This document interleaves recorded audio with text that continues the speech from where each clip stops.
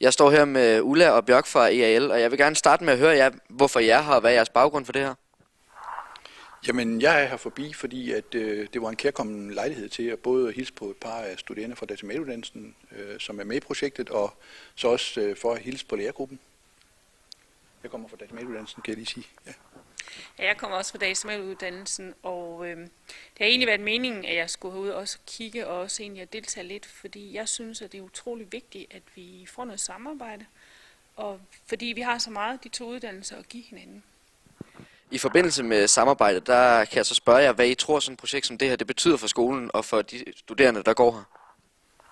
Jeg tror, det betyder, at man ser, at altså, vi kommer fra to forskellige miljøer, men vi kommer fra to forskellige miljøer, der supplerer hinanden. Og det vil egentlig sige, at i stedet for at se hinanden som nogle fremmede, som man egentlig ikke måske behøver at orientere sig imod, så kan vi så se nu, at ja, de er måske fremmede, men de er supplementer til os selv, og vi kan også give, altså vi er også supplementer til dem. Så jeg tror, at vi kan nå en nærhed, og vi kan få en synergieffekt, som vi ikke har set før. Og det vil jeg jo synes var dejligt. Jamen helt klart, altså, der bliver en mulighed for at se tingene fra nogle andre faglige synsvinkler, ikke? Og det beriger jo de her uddannelser. Så de studerende, der er med, altså nu har vi så desværre ikke så mange studerende med, men de studerende, som så er med, de har jo så kendskab til nogle andre faglige profiler, og ved lidt omkring den afgrænsning, der ligger også i deres arbejdsopgaver. Hvad synes I generelt om et projekt som det her? Kan det skabe noget inspiration til andre uddannelser, og hvad synes I i helhed? Nu har I måske ikke været her så længe, men hvad synes I om projektet?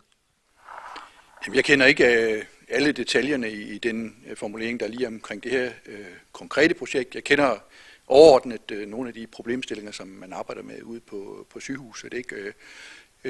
Og der er det helt klart, at det, at man går ind og laver nogle projekter, som er for nogle virkelige folk, ikke altså nogle skoleprojekter, det giver noget ny inspiration og nogle andre synsvinkler, som gør, at man dels måske som studerende bedre kan se sin uddannelse at det bliver brugt til et eller andet, ikke? Og man kan også få lov til at have det der bidrag til virksomhederne, så de kan se, at man faktisk, i det her tilfælde sygehuset, ikke? At man faktisk har noget at bidrage med fra uddannelsessystemerne.